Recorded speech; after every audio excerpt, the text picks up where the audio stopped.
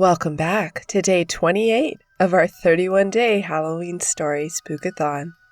Today's story is a really cool one, so let's jump right into it. Trigger warning. The following story has scenes that depict self-harm and taking one's life. Listener discretion advised. My first day of boarding school, a guy jumped out of a window. The school calls them flyers. By Trash Tia. Half an hour after my Delta flight had touched down in sunny Knoxville, I was still half asleep in the back of my Uber, gagging on my own stale toothpaste breath and the cereal bar I'd forced down on the plane. It's not like I'm not used to traveling. My dad's family lives in Korea, so I'm dragged to the other side of the world every year, even in the middle of a pandemic. And I'm more or less okay. I don't know what it was about this flight in particular which knocked me out so bad. The car ride was bumpy and made me feel even more nauseous than I already was. And by the time I was dragging my luggage out of the trunk, I was ready to head to my room and nap. Boarding school hadn't been my idea. I thought I'd be spending my junior year back in Canada with my friends, but my parents had other plans. I wasn't going to complain, though. According to them, this particular school had famous alumni, as well as resembling a far more modern Hogwarts. And trust me, after reading and rereading all the Harry Potter books as a kid, this place sounded like a dream. I was right. Well, I was right for several precious minutes. It's amazing how fast your life can change in a matter of seconds. My first breaths in front of Eton Academy were excited and labored with nerves. I couldn't help marveling at the building in front of me, all my first day jitters melting away. It rose from behind trees like a mountain, ominous and foreboding. Dark bricks and ornate detail inlaid in the cement and mortar. Twisting vines crawling up the sides, like the ground itself was trying to pull it downward. It was beautiful and haunting, and I couldn't believe I was actually starting school at a place which looked like it had been ripped straight from a fantasy novel. The colors were eye-catching, the dark brown and reddish of the building, the sprout of green, of life from ancient rubble and dotted color bursting, flowers planted around the perimeter already in their summer bloom. The interior, however, was a mixture of old and new, a far more modern feel to it. I sidestepped away from my ride and glimpsed sliding glass doors and an electronic panel for student IDs. I could spend hours describing this place, and these descriptions would never come close to doing it justice. When I looked up and took in the beauty of the academy, its ancient exterior riddled with ivy and turrets sitting under a sky of deep blue, there he was. A kid, maybe a little older than me, balanced on the tip of his toes, hanging out of a 6-story window. At first I thought I was seeing things, immediately blaming my lack of sleep. But when I tipped my head back and squinted, no, what I was seeing was definitely in the confines of reality. He was a shadow sitting under the sun, a silhouette I thought had bled from my own brain, and when I looked closer, I found myself staring at a boy standing in front of a silk curtain, blowing in the slight breeze. The boy wore the school crest and stood with his arms stretched out, eyes closed, a giant grin splitting his mouth apart, a smile which wasn't real. It couldn't have been real, because this smile was crazed, twisted with insanity, something deeply, deeply wrong. Peter Pan is one of my favorite movies, or it was. I had always wanted to stand on the edge of my windowsill under a full moon and spread out my arms and pretend to fly, just like Peter Pan and Wendy. But seeing it in real life, at how the boy held himself, tipping backwards and forwards, like he was teasing into his own descent, made me feel sick to my stomach. Fantasy and reality were two different things, I quickly came to realize. This boy wasn't going to fly off to Neverland and fight pirates and never grow old. No, he was going to fucking die. And yet, he didn't seem to care. I've never seen an expression both empty and riddled with emotion at the same time. And yet, I could see his whole body vibrating with immense joy, forcing him off balance. There was nothing behind his eyes. I searched for pain and regret, sorrow, loneliness, any emotion flickering on his face and in his eyes, a clue to what had driven him to destructive thoughts, to willingly teeter on the edge of life and death. There was nothing. I saw nothing, only ignited joy flickering in otherwise empty eyes and a manic energy rocking him backwards and forwards, primed on his toes. His smile told me everything I needed to know. He was happy, happy to die, happy to throw himself off of the ledge. I was aware of my mouth moving, soundless words I was trying to choke out to the Uber driver who had been helping me with my luggage. I looked away for 1 second, just a single breath away to look for help, and within that single breath and the slight twist of my hips, I felt my body stiffen up, my mouth going dry. The world seemed to slow down, and within that split second of me opening my mouth and crying out for help, something dropped out of the sky at the corner of my eye, slamming into the car's windshield with a sickening smack.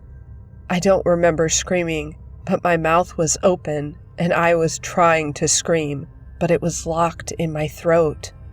In front of me, splayed across the fancy Honda Civic's windshield, was what was left of the boy. A head, which wasn't quite a head anymore, penetrating the glass. Dirty blonde hair soaked in pooling scarlet, and limbs bent in angles which shouldn't have been possible. The explosion of red set something off inside me, but I couldn't move. I stumbled back and dropped my bag, and then my phone, which I'd forgotten I'd been holding. I'd meant to take a picture for my friends. The slam of the Uber door snapped me out of it, and the driver jumped out with his hands on his hips. Then he reached into his pocket and pulled out his phone. "We got another flyer," he said with a groan. Whatever was said on the other end of the line made him hiss in frustration. "Yeah, well, come and clean him off my fucking windscreen. I'm not touching him." His expression twisted. "Come on, man. This is a new car. I've got other clients and brains are splattered everywhere. Didn't you say people wouldn't be flying until the start of the semester?" He pocketed his phone before turning to me with a sickly smile. "You'll get used to the flyers." The driver rubbed his chin. "Though I gotta say, it's a little early for 'em.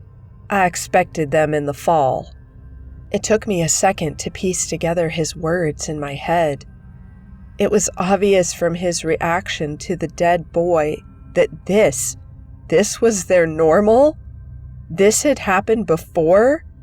And when that thought became a hurricane in my head, I took a single step back, my body rattling, swallowing my breakfast, which had made an unwelcome appearance in a sour paste.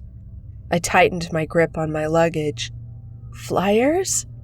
I repeated the word like it was alien, like he was speaking a different fucking language.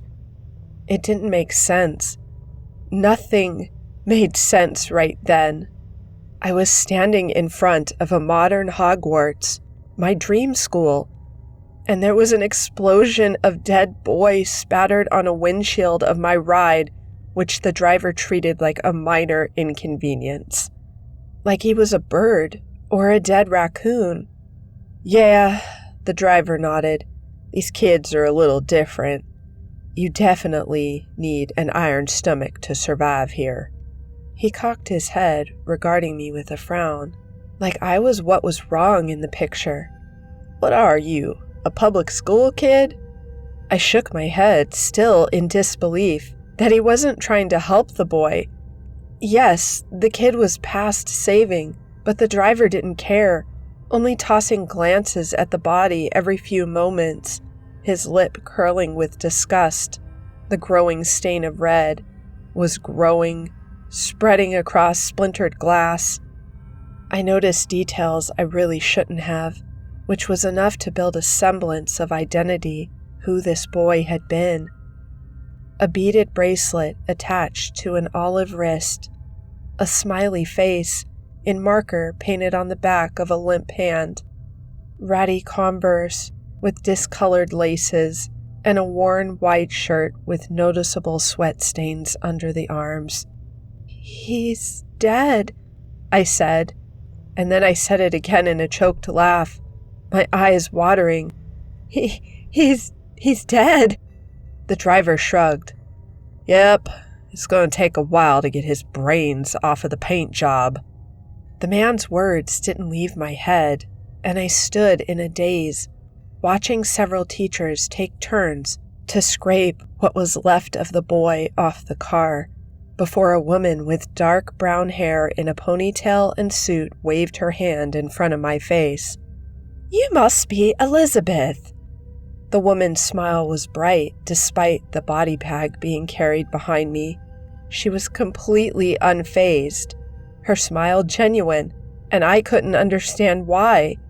Her gaze went to the clipboard in her hands. "Though it says here you like to go by B."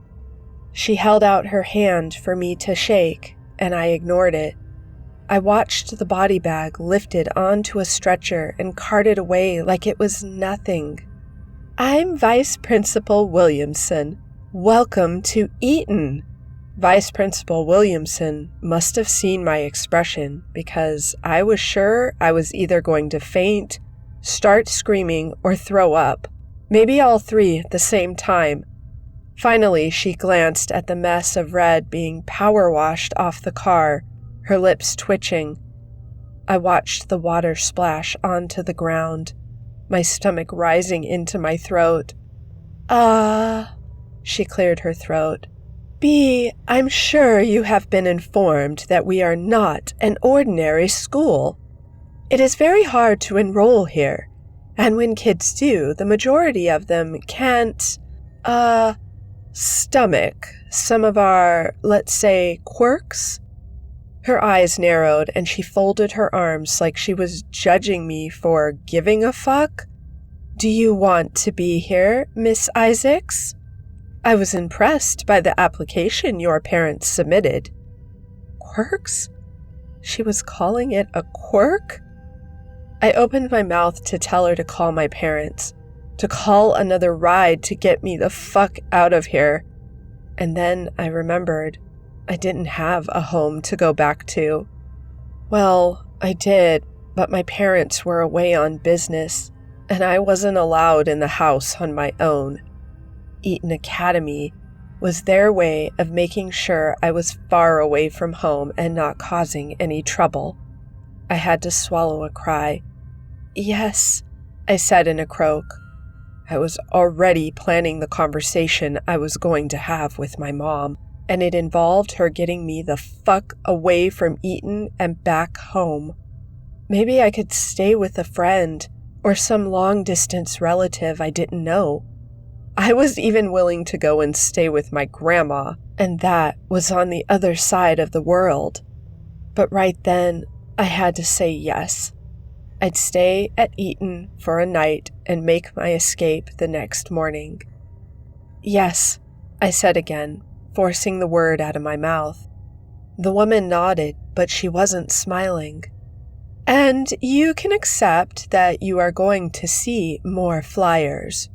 "Flyers?" I whispered. "What are flyers?" The teacher's mouth curved. "I'm quite sure you will find that out very soon, Miss Isaacs. She pointed to the Uber where the boy had landed. "Now, this is your last chance to turn away from us and not look back. You can still leave, and I will terminate your enrollment. There is no judgment here." Her lips formed a smile. "You are our first student who has witnessed a flyer before even stepping foot inside the academy. Unlike them, you know exactly what awaits you inside." My mind was roaring. Every other student had walked through those sliding doors, unaware of their so-called normal, oblivious of the choice I was being given. I know it sounds stupid. I know I should have taken her offer and left. But I didn't know where to go. And right then, Eton was all I had. Unless I wanted to spend a night homeless, baking in the early July Tennessee heat. "I'm okay." She arched her brow. "This school is not for everyone, Bee." I said I'm okay. I couldn't resist a choked laugh. And I wasn't expecting to see that. "Well, we don't broadcast it. Everything which happens here stays within the confines of Eton. If what you saw turned your stomach, you do not belong here. I will give you one chance. Once you follow me, you will not be able to turn back." I didn't move, staying stubbornly still, and Miss Williamson hummed, "Very well. Why don't we head inside?" She gestured for me to follow her, catapulting into a speech of some sort. I could barely take any of it in, but I did manage to get the basic points. "I'll show you to your room, and then I'm sure another student can take the role of your tour guide. I'm quite busy right now. It's currently summer for our students, and most of them do not go home. Classes don't start until late August, early September, and you're our first arrival of the 22-23 school year. Our students wear their uniform during the summer as well as other holidays, as there is a zero-tolerance policy for informal clothes such as jeans or any designer wear. There is a casual version of the uniform you can wear which is better suited for out-of-class activities, which you will see being worn right now, as we are at the peak of summer and our students are enjoying the sun." As the woman spoke, she turned and marched through a stone arch, which looked like it had been standing for centuries. I thought she was going to take me through the main doors to the reception area, but instead I stumbled after her to what appeared to be the school's ridiculously large outdoor area, which was more of a field than a patch of grass. The large fountain stood in the center, wooden tables dotted around. There were students everywhere in different variations of the school colors, shirts and ties, blazers and skirts hiked up exposing fishnet tights, pants covered in dirt from play fighting. To my confusion, the kids at Eton Academy seemed normal, like a boy hadn't just thrown himself out of a 6-story window. I saw them sitting in groups as well as 2s and 3s, some alone, typing on laptops, and others leaning against a tree with a book in their lap. Looking at them, smiling, laughing, talking amongst each other, I couldn't see any hint that a boy was dead. They were in their own world, and I struggled to see how they chose to turn away from something so horrific. Miss Williamson was getting further and further away, more of a shadow under the late afternoon sun, and I struggled to awkwardly run after her, stepping over girls sunbathing on their blazers. A group of kids engrossed in a chess game. "Cheater," a kid with glasses told their opponent, only for the group of them to erupt into laughter.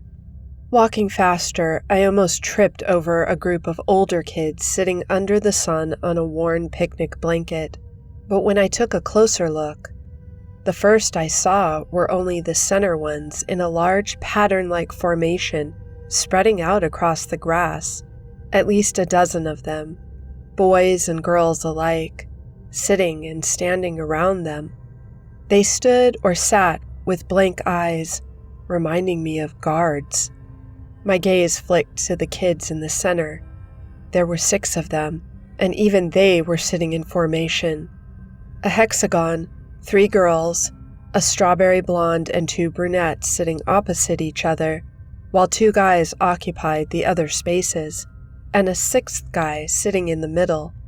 The way they were dressed was different to what I had seen. They wore blazers in the relentless heat and weren't breaking a sweat. These guys did have expressions. Strawberry Blonde was smiling at her phone, showing the brunette something on the screen, while the 2 guys leaned over some kind of book. The kid sitting in the middle lay back on his elbows, his legs crossed, a dreamy smile on his lips. He wouldn't be hard to spot in a crowd. Dark blonde hair catching the sun and pasty skin. I could tell just from looking at him that he oozed riches and that his parents only gave him the best. And he ruled the school, along with his inner circle. Hey! I didn't realize I had come to a sudden stop when I saw another boy coming towards the group. He moved like a freight train, uncaring that he was stamping on someone's lunch or tripping over a couple making out behind a chemistry textbook. I watched the boy get closer, and with every step he radiated almost terrifying energy, teeth gritted, eyes wide. Ignoring others around the larger formation, starting to come alive and move to stop him, he shoved past them until he reached the inner circle, grabbing the boy by the scruff of his shirt and violently pulling him to his feet. "What did you do?" The kid's voice was strained, and up close I saw his eyes were glistening. When the redhead only regarded him with a lazy smile, he slammed his knuckles of his fist into the kid's face, though he didn't even make a mark. "Daniel," he choked out, "you fucking killed him." Strawberry Blonde started to stand up, her eyes darkening, but the redhead held up his hand, stopping her. "Stand down, Pia," he murmured. "I'll deal with this." She slumped back to her knees. The more I looked at her, she resembled a China doll more than a girl. The guy turned his attention back to his attacker. He jutted his chin, lips twisting in disgust. "You know, I was really enjoying my lunch, and now I've got to go and throw it all back up again because, once again, you've ruined my vibes and turned the air toxic." He pouted. "What a shame!" He shoved the boy back. "I'd watch what you're doing, by the way." "He's right," one of the boys in the middle whistled, a British accent. "You're getting too close." I expected the kid to attack the guy again, but to my confusion, he stood down, taking 3 shaky steps back. He blinked rapidly, like he was coming out of a trance, and looked around to see himself standing in the middle of their formation. "Daniel," the boy said again like a plea. He sniffled, swiping his eyes with the sleeve of his jacket. "What did you do to him?" "Daniel," the leader of the group pretended to think. "Who's Daniel again?" His friends started to laugh, and then others, their laughter spreading out across their giant human pentagon. "Sam!" The guy turned to the British guy. "What the fuck are you doing? Wake up! Daniel, He flew." The leader cut him off. His smile stretched across his face. "Yeah, we get it. Real sad." The kid's expression crumpled, but he didn't lunge. "You son of a..." "B!" Miss Williams' voice shattered their argument, and I turned around to find the teacher striding back over. "What are you doing?" she yelled, poignantly ignoring the others. "I told you to follow me." I did, forcing my legs to walk. but I kept turning back, waiting for the boy to speak, but he didn't. He just stood there, seething. Mrs. Williams didn't stay with me for long. She told me where my room was, which was on the top floor, shoved me into the elevator with a bright smile, and told me that she was happy I'd chosen to stay. When the elevator pinged on the top floor, I found my room 1785. I was out of breath, lugging my luggage in front of a large wooden door and reaching out for the handle when I noticed it was wet. Not just wet. The palm of my hand was sticky and warm when I lurched back. I knew what it was automatically. It was blood. Not human blood. It was thicker, and it looked like it had been mixed with something to appear brighter. Swiping my hands on my dress, I shoved the door open and pulled my stuff with me. I found myself in a room with 2 beds, 2 desks, and 2 closets, as well as an ensuite built into a small cove in the corner. The side of the room which was occupied was bursting with color, an explosion of books and clothes and plushies. I glimpsed boy bands I didn't know the name of plastered on the walls, a rainbow bedspread, and a MacBook sitting on the desk surrounded by coffee cups and dog-eared paperbacks. Taking another hesitant step, my gaze automatically went to the window, which was wide open, many cacti sitting on the sill, and then the far wall, which was covered in meal plans, different calendars, and an exercise chart in smiley faces and "You can do it" sticky notes. I was frowning at a diet plan which looked like it had been meticulously planned out when I heard it, sobbing. There was someone in the bathroom. Slowly, I edged towards the door, which was slightly open, and through the gap, I saw a girl on her knees on pristine marble, her legs drawn to her chest. She was bent over, curly dark hair hanging in closed eyes. Unlike the kids outside, the girl wore the school crest casually over shorts and t-shirt. She was clutching something in trembling hands resting in her lap. I peered closer, a small red envelope. There was a Starbucks cup next to her, its lime green contents pooling around her. From the look of the way it was positioned, it looked like she'd dropped it. "Hey," I said softly, knocking 3 times on the door. Is this room 1785? The girl jerked like she'd been shocked and lifted her head, blinking at me rapidly. She was pretty, with wide eyes and freckles, curly black hair framing a heart-shaped face. She had been crying, judging from her smeared eyeliner and her attempt to hide her tears. "Oh, hello." The girl swiped at her eyes, sniffling. "B, right? Yeah, they told me you were coming." She stretched her arms out. "Welcome to Eton Academy. What are you, my 3rd roommate?" The girl's laugh was choked. She grabbed the envelope and tore it up before holding out a hand which was smudged red. From the door handle, I thought. The girl's smile was bright, but it was fake. There were tears in her eyes she was trying to hide, her trembling fists at her sides. "I'm Sunny." She seemed to say everything with expletives, her smile widening with every word. "I'm sure we'll be great friends. For the next day, that is, but oh well." She pointed to the side of the room with no personality and a plain bed. "That's yours." The girl started to pace the room, her hands clawing at her hair.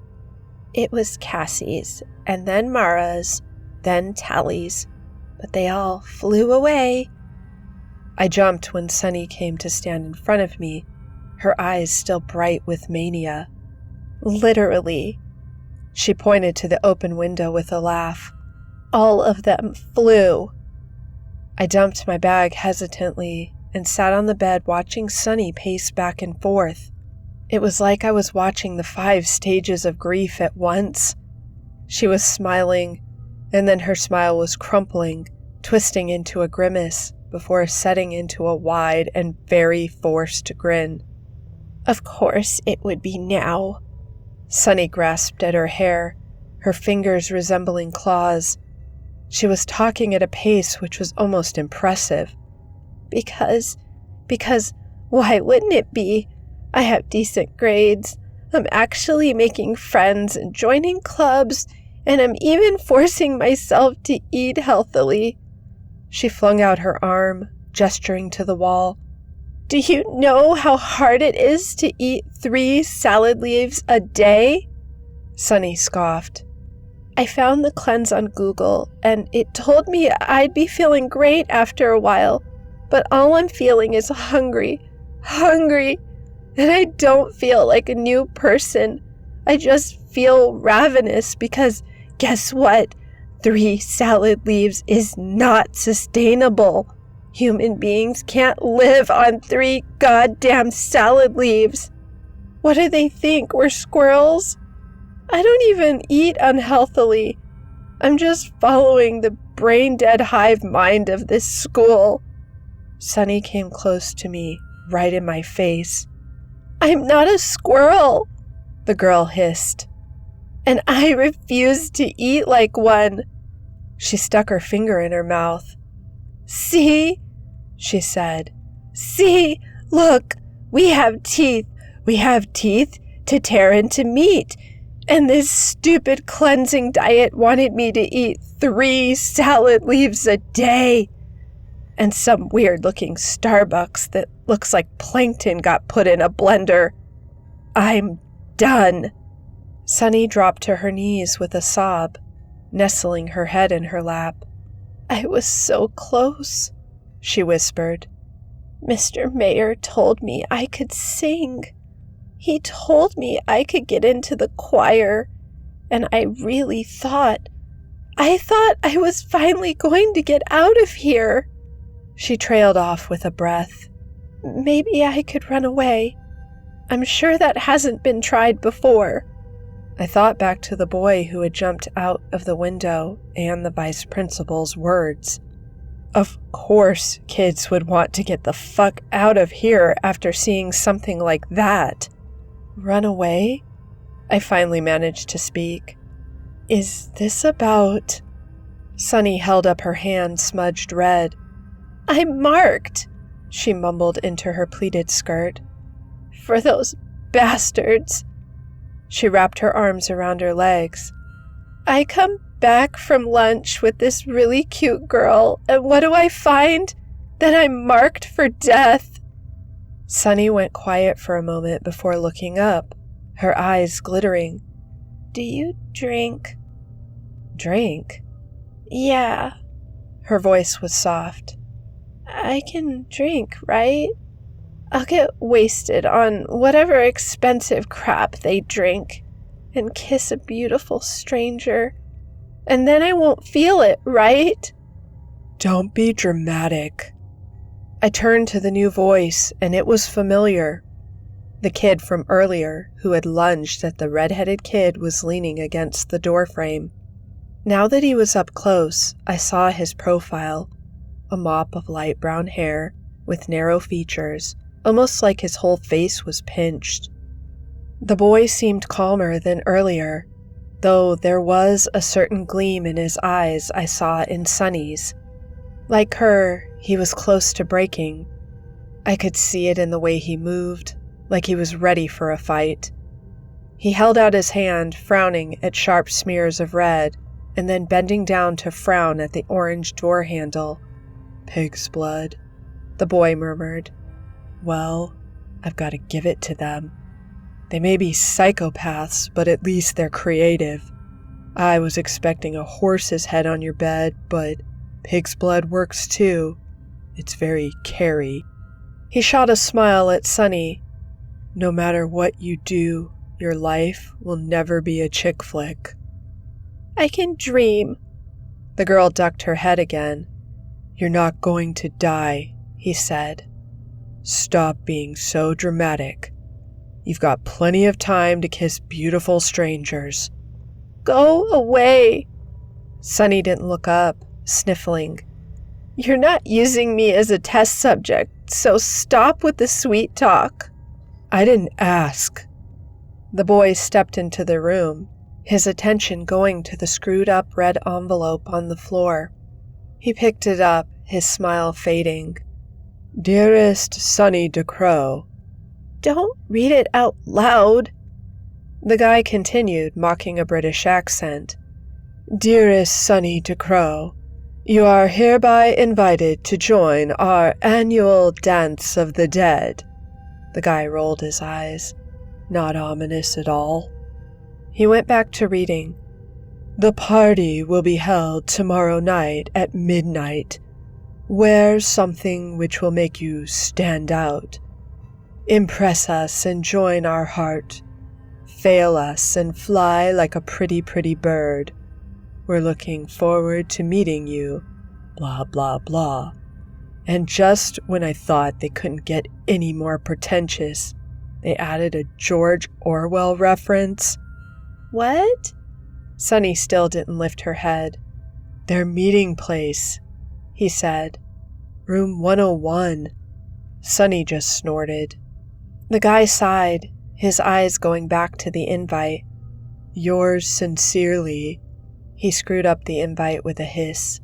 Lux. He turned to Sonny, his eyes darkening. You're all kinds of screwed. Finally, the girl looked up, scowling. Real words of encouragement there. Lux, I said out loud. What is that? Sonny only offered me a shrug, and the guy's gaze lazily found me. Huh? He cocked his head. You're the new girl who witnessed my breakdown earlier. You were actually dumb enough to come here, so I ain't apologizing for it. Before I could reply, he lifted a hand in a half-hearted wave. Sup, I'm Nathan. What? Sonny rested her chin on her knee. Wait, what breakdown? Nathan ran his hands through his hair. I almost kicked the shit out of Nicholas Mord earlier. He shrugged. No big deal. Sonny went pale. You threatened Lux? Yeah. Nathan sat back on the bed, his smile tensing. They took Pia, Sam, Mimi, and now Daniel. What do you expect me to do? Not antagonize them. They already know your plan. Why do you think they took Daniel? We don't know that, Nathan said stiffly. Daniel was smart. He was one of the smartest kids of our year. It doesn't make sense that they would make him a flyer. Daniel, I thought dizzily. The boy who I'd seen drop out of the sky finally had a name. I cut into their back and forth. What is Lux? Nathan lay back on the bed, letting out an exaggerated sigh. Lux. The boy shot me a look. You know the stories which swear there's a secret society in every elite boarding school and university? Well, they're correct. He grabbed a pillow and stuffed his face into the material, his words muffling.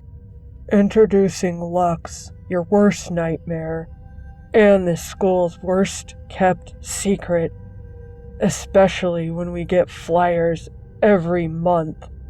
Lux is a group of sociopaths, led by the sons and daughters of this school's administration. They were bored one day, so they thought, hey, why don't we start fucking with the kids below us? Nathan threw the cushion at the wall. And thus, Lux was born, and has been terrorizing Eton since before the First World War. When they choose you, they mark you 2 nights before their annual party, and depending on how you act that night, they will make the decision whether you join their circle, become a mindless guard or servant, and my personal favorite, flyer. I was speaking before he could say it. I swallowed hard. But the teachers? Why don't they stop it? They can't, Nathan said. Either that or they don't want to. This whole place is a fucking slaughterhouse. I've been here since I was 13, and I still can't get down there no matter what I do. They've got that place locked down. They treat us like game pieces." He scoffed. "They'll knock us over without a second thought. But sometimes they continue to drag us across the board, which is worse than killing us. It's making us wait, giving us hope before they reveal their signature move." He looked up hopefully at Sunny. Or Sunny could help me get down there and stop those bastards for good. "Stop them?" Sunny laughed. "You mean give them another reason to make you a flyer?" "If I can get down there, I can stop them," Nathan said. "I just need you to get me in." "What makes you think you can stop them?" Nathan didn't reply, and I realized from his expression he had no idea. "Come on, Sunny," he said. "Do you want to end up like—" "Like Daniel?" Sunny cut him off. "And Lydia, and Tally, and all of the other flyers." "No!" She glared at the boy. To my surprise, she jumped up, strode over to her desk, and brought up Spotify on her laptop, playing a song. It was upbeat, and the girls started to dance. Well, it could have been dancing, though all I was watching was manic flailing to the beat. She shuffled over to Nathan in jerking movements I couldn't help smiling at. When he only shook his head, a smile pricking on his lips, she pouted. "Maybe Sunny doesn't want to help," she said, panting. "Maybe Sunny is tired of hoping to get out of here and is waiting for them to get it over with. Maybe I want to join Lux. What else is there?" Nathan arched a brow. "Not being a mindless minion for the rest of your life, or diving out of your bedroom window." "Have you forgotten what happens to chosen ones?" "So?" Nathan sat up. "I'll follow you down there and pretend to be a sheep. I'll be right behind you, and unlike Daniel, I won't lose you." "Sheep?" I questioned. He nodded. "Sheep, known as a follower or servant. Here at Eton, we use the word to describe Lux's victims who want to walk into a place like—" "Sheep," I said. "Exactly." Sunny rolled her eyes. "We both know what happens to people they choose, so I won't be much help." "You go into a weird trance," Nathan nodded. "I can pretend to be a mindless minion too." Her lips curved into a smile. You think you can stride into that place with a poker face?" "I can pull off no emotion." Sunny grabbed a plushie and threw it in his face. "Please, you could be a corpse and still fail to pull it off." He cocked a brow. "Is that a challenge?" I stood up, my head was spinning. "So what you're saying is the rich kids at this school are killing you for fun?" I could feel myself getting more hysterical. "What happens when these kids graduate?" Sunny leaned back. "We don't know." "Yup," Nathan said. "Welcome to Eton, where you're either a flyer, a mindless minion, or on borrowed time." The two of them argued for a while, and Nathan left, promising to be back in the morning. Sunny went into the bathroom and didn't come back out until I was lying in bed, replaying Daniel's fall over and over again in my head. I was on the edge of slumber when Sunny climbed into bed, still sobbing into her pillows. I don't remember falling asleep, but somehow I managed to, and a noise woke me up in the middle of the night. The sound of the door creaking open. Immediately, I turned over in bed, but when I opened my mouth to speak, to cry out to my roommate, I found I couldn't move. I couldn't speak. My voice stuck in the back of my throat. I watched them circle her, 6 shadows in formation around her bed. I recognized the redhead, as well as another face bleeding into the flickered light of an orange flame. I knew his face, but an identity or a name wouldn't surface in my head. They stayed with Sunny the whole night, unmoving, not speaking or making any noise. They just stood over, watching. When the light bled through the window showing the first signs of morning, they left, and I could move again. But I was so tired from the adrenaline, I passed out soon after. That morning was weird. Sunny was acting like herself, but when I looked at her, she seemed different. She was in the bathroom for a while this morning, and when she left our room to speak to Nathan about his plan, I found blood in the sink. Not just blood, teeth, clumps of her hair. Not just that. I realized who I saw last night. It was the kid who jumped out of the window, Daniel. But he's dead. How could he have been in my room? I made my way down to breakfast, which was basically brunch. But when I sat down to mindlessly chew on chocolate croissants dipped in Nutella, I noticed there was a stir in the cafeteria. I looked for Sunny, though she was nowhere to be seen. There was something in the air which was prickling the skin on the back of my neck. When I was scrolling through my phone, which couldn't connect to a Wi-Fi connection no matter what I did, there was a blur of movement at the corner of my eye. I twisted around in my chair to find several students hurrying over to the windows, some of them reeling back with cries, others rolling their eyes and going back to their breakfast. Something acidic climbed up my throat. Had it happened again? And if it had, Sunny. My roommate had made it clear she had no interest in joining Lux. That thought whirred in my head as I grabbed and shouldered my bag. Following the throng of kids gathering at the door and filtering out into the main reception, I pushed my way through them, my heart in my throat. I had just met her, beautiful Sunny, who I made an unspoken pact with myself to protect from the private school cult of death. But when I reached the front of the crowd, I glimpsed her bedhead of curls.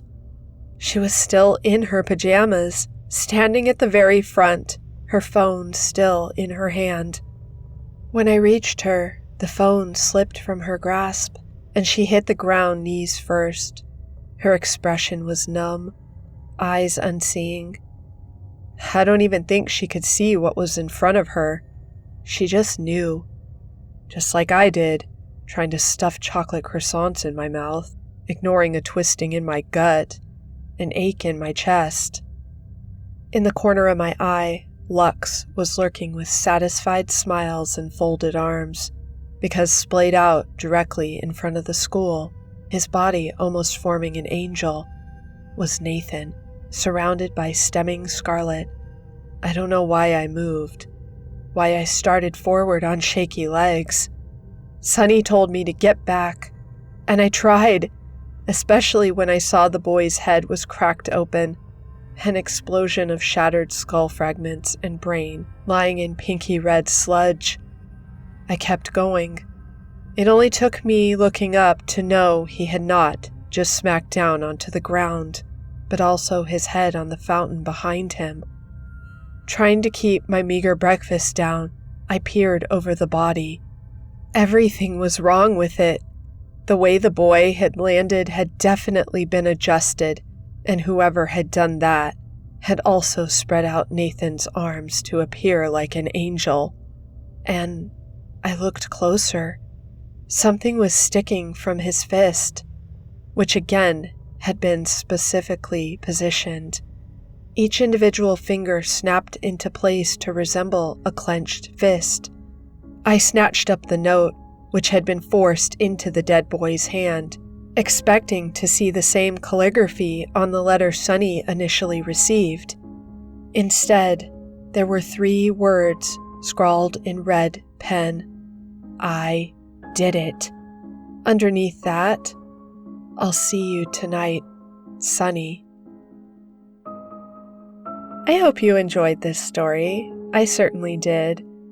If you did, don't forget to give it a thumbs up and share it with a friend. It really does help us out.